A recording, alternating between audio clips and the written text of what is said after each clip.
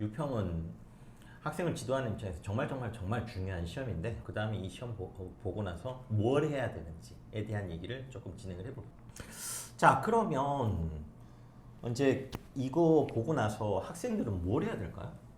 그 우선 6평을 보고 나면 요거는 이제 특히 그 고3 친구들에게 하는 이야기인데 이제 뭐 선배들 이야기는 많이 들었을 걸로 생각이 들고 그러니까 물론 안 그런 친구도 있고 성적을 방어하거나 올라가는 친구도 있을 거라고 생각이 들어요. 근데 많은 친구들이 성적이 떨어지는 경험, 그러니까 생전 처음 하는 경험을 하게 되거든요. 그렇죠. 네. 떨어지죠. 그러니까 이제 이때 멘탈이 많이 흔들릴 수가 있고 실제로 그런 케이스를 여기 계신 선생님들이 많이 봤기 때문에 이제 어떻게 그걸 관리를 하고 어떻게 학습법을 세우는 것이 중요한지에 대해서 말해보면 좋을 것 같습니다.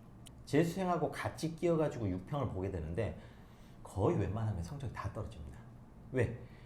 재수생들은 같은 시험을 지금 1년째 뺑뺑이를 돌고 있는데 걔들이 바보가 아닌 다음에야 재학생하고 붙어가지고 지면 안 되죠. 그러다 보니까 성적이 떨어지니까 말한 대로 기본적인 멘탈 관리에서 이제 완전 바사삭 하는 경우가 굉장히 많이 생기죠. 주변에서 이제 아이들에게 이제 여러 가지 조언도 해주고 여러 가지 케이스를 이제 보셨을 텐데 그런 케이스들을 하나 둘씩 한번 꺼내볼까요?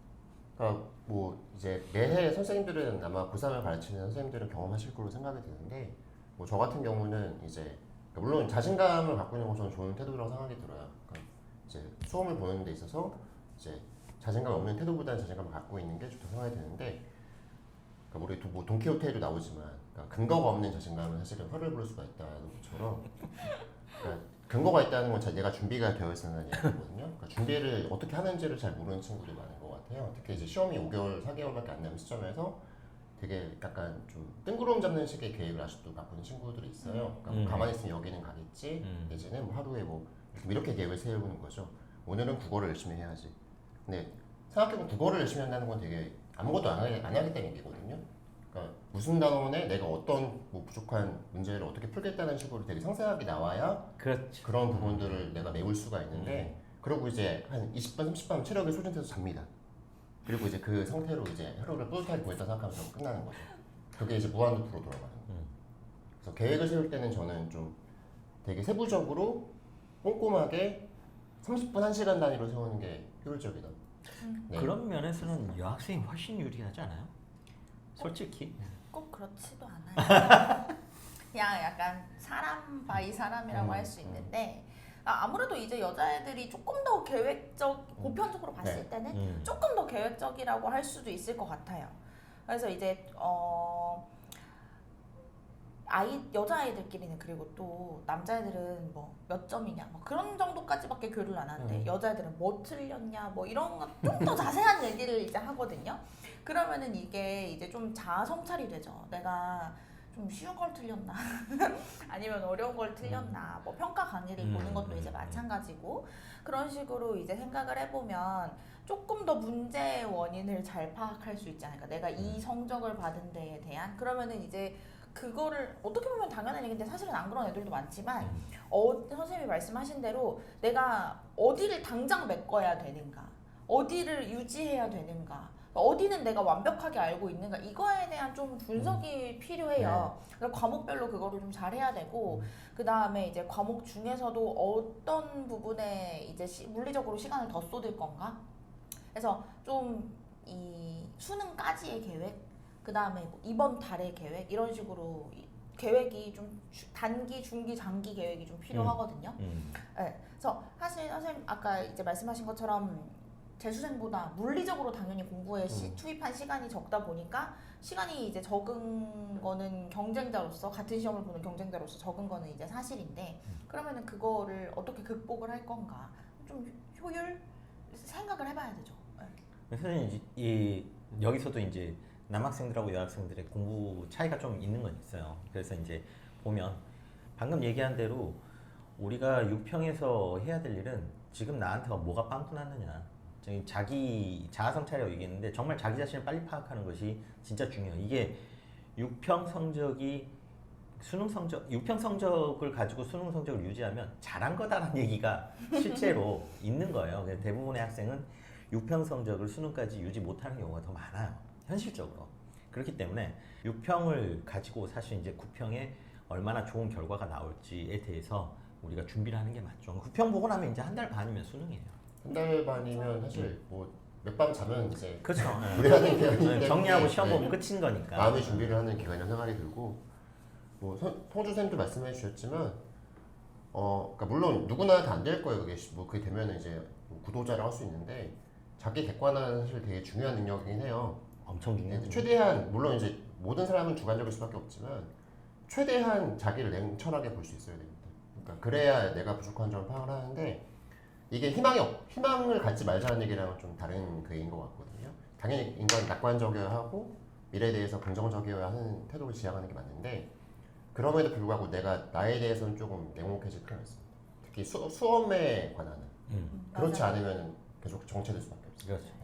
공부를 언제부터 했느냐도 사실은 이게 수능이라고 하는 게 독해력, 문해력을 기반으로 물론 고등 공부도 마찬가지지만 근데 중학교 때부터 쭉 열심히 한 애랑 고등학교 와서 한 애랑 고등학교 2학년부터 한 애랑은 당연히 차이가 날 수밖에 없어요. 그 자기 엿보잖아요. 자기가 그렇게 쌓았으니까. 근데 이제 그러면은 올라갈 수 있는 성적이 물론 뭐 머리가 너무 좋아서 아니면 내가 기본기는 있는데 성실하지 않아서 이런 다양한 이유들이 있을 수도 있기는 하지만 올라갈 수 있는데 분명히 한계가 있거든요. 그러니까 선생님 말씀하신 것처럼 무조건 동교태서 낙관적인 거가 답은 아니에요. 그러니까 내가 이만큼은 최대로 뽑아낼 수 있겠다라고 하는 정말 객관적인 지표가 좀 필요하고 그렇죠. 그 다음에 그런데 만약에 그거 이상을 못 받았다고 슬퍼하면 좀 안 되는 게 그게 자기가 안 한 거니까 그거에 관해서 좀 너무 절망하지 않았으면 좋겠어요. 그러니까 자기를 제대로 바라보는 맞아요. 기회로 이제 삼아서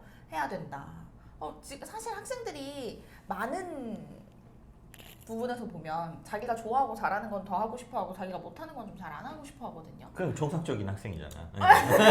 네, 근데 이제는 그런 식으로 더 이상 하는 거를 미룰 수가 없을 때고 예를 들어서 뭐 비문학 지문을 뭐 국어에서 푼다라고 하면은 내가 잘 푸는 건 사실 더 열심히 물론 유지해야 되지만 더 열심히 해볼 필요 없거든요. 그렇죠. 부족한 거를 해야 되는데 내가 이거는 그래도 다 맞아야지. 그건 사실 의미가 없거든요. 맞아. 네, 그러니까 이제 부족한 부분을 찾아서 그 부분에 더 연습과 노력과 시간을 기울이는 게 맞는 것 같아요. 맞아요. 그 굉장히 중요한 지적인데 사실은 자기가 잘하는 걸 계속 더 하려고 하니까 이게 메꿀 수 있는 영역 자체를 줄여버리는 네. 거죠. 원래 메꿀 여지가 별로 없는 걸 더 많이 해버리니까 사실은 중요한 얘기예요. 그래서 이게 잘 안 되는 걸 버티고 참는 능력이 어릴 때부터 잘 쌓여 있는 게 되게 중요한 게 내가 안 되는 것에 굉장히 많은 시간을 투자해서 말하자면은 성취를 통해서 메꿀 수 있는 점수의 갭이 큰 것에 투자하는 것이 사실은 맞는데 대부분의 학생은 결국에는 그런 것을 힘드니까 자기가 쉽게 성취감을 느낄 수 있는 내가 더 잘하는 것에 손이 가게 돼 있다는 거죠. 맞아요. 그럼 계획적으로 자기가 고쳐야 되는 부분인데 그건 사실은 머리가 좋다 뭐 이런 것을 떠나서 불편한 걸 참고 그 다음에 안 되는 걸 견디는 능력이 되게 중요한 거죠. 이미 이제 고3 때쯤이면 그거 못 고치잖아요. 사실상. 네. 선생님 뭐 하고 싶은 말씀 있으신 것 같아요? 그 혼자서 공부하는 학생들이 훨씬 더 심한 것 같아요. 그렇죠. 독학재수라든지 아니면 이제 뭐 내가 학원이 안 맞다 해가지고 이제 혼자서 공부하는 학생들 같은 경우에는 좀 보면은 이렇게 자기 기분에 따라서 오늘은 뭘 해볼까? 혹은 뭐 오늘은 뭘 하고 싶은데 여기 이렇게 될 가능성이 높고 그러다 보면은 사실은 이제 자기가 이미 성취도가 높아가지고 약간은 균형 조절의 관점에서 봤을 때는 다른 과목에 시간을 투입해야 되는 상황인데도 그냥 단지 그냥 뭐 좀 더 손에 잘 잡히는 거 뭐 이런 식으로 하다 보면은 결국에는 이제 시간을 덜 써야 되는 데다가 더 쓰게 되고 시간을 더 써야 되는 과목에 덜 쓰게 되고 저 말이 진짜 정확한 거예요. 공부를 좀 잘했던 학생들도 빠진 함정이에요. 지가 잘했던 거 완전 잘하고 지가 못했던 거 손댈 수 없이 엉망진창을 만들어가지고 오는 경우가 되게 많아요. 그러니까 그래서 사실은 객관화가 필요한 거고 그래서 참고 버티고 내가 안 되는 것에 더 열과 성의를 보여야 되는데 사실 인간이 좀 그렇지 못한 부분이 있고요. 그걸 극복하는 사람이 사실 이 부분을 넘어가죠.